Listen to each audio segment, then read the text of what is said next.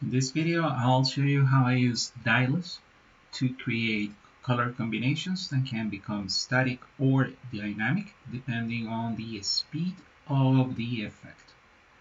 My default values for my mapping zone are 2 preset for mapping function. My contrast will be at max, so that means that I have a black zone. For my intensity, I have intensity right here and opacity function. As you can see here in my playback button page, I have the first row will affect all of preset A, which is the black.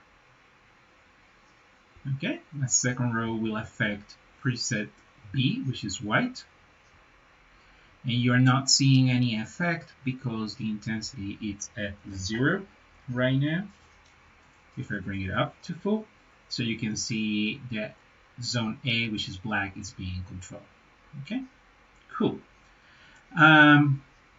Something else is that because I'm using a single square and the effect, I have different cues here that allow me to control how that simple single square will look by using the tile effect. So I have my tile effect as a default, and what I'm doing here is just one tile and the repetition of x-axis.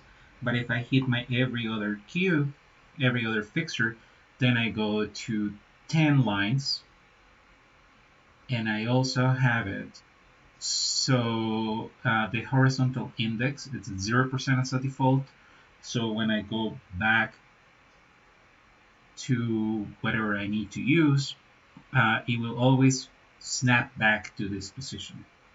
As you can see, I have like, it's not quite yellow, it's not quite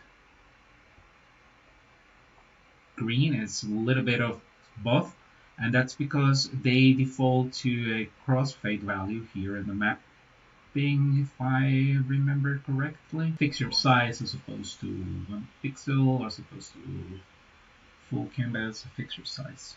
There you go, it's 1 pixel. So what I do is, let me clear this up.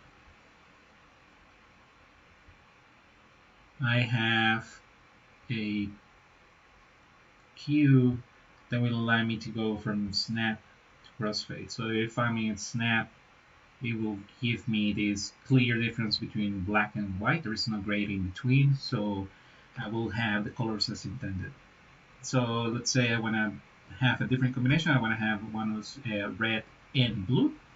The effect will not take place until I either change the intensity of the zone, as I'm doing right now, or remember I told you that I can make this static look become dynamic by adjusting the speed of the effect.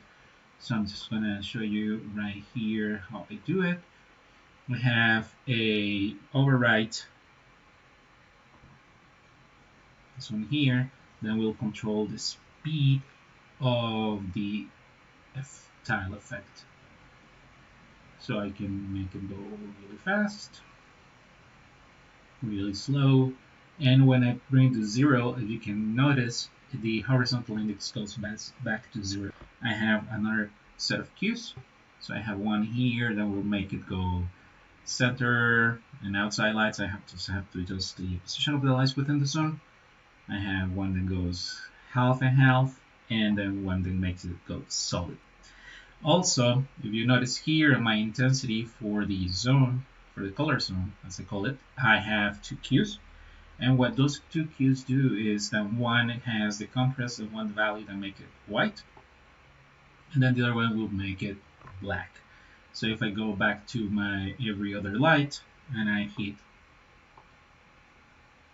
the cue, so I can play with it, and while I'm doing this, I can change from one color to the other since I'm changing the values or the position of the source then or the effect that will make the changing of colors take effect immediately. So you guys can see the what I'm using these CMY mixes for. So if I hit here, CMY is selected and blue, but because I have the intensity is at 0, then what it's taking Presence is my color zone and its effect. If I bring the intensity up on this zone, then you can see that I have whatever color I have selected here for CMY. And if I need to go back to my Dylos combination, I just bring this one up and I can bring this one down. And if I have my effect running, I can be doing this and then just go back to my regular Q. Right there. And go back to the effect, going back to one solid color. One of the cool things that I have found by playing with this is that if I walk into a venue that has either more lights or less lights than I need, I just have to move them in or out of the zone. So I'm just going to show you that these lights are outside of the zone. Just move them in. And there you have color zone up. There you have. The reason why these lights don't go to green is because they are not programmed, their CMY values are not programmed within the green queue for the spots.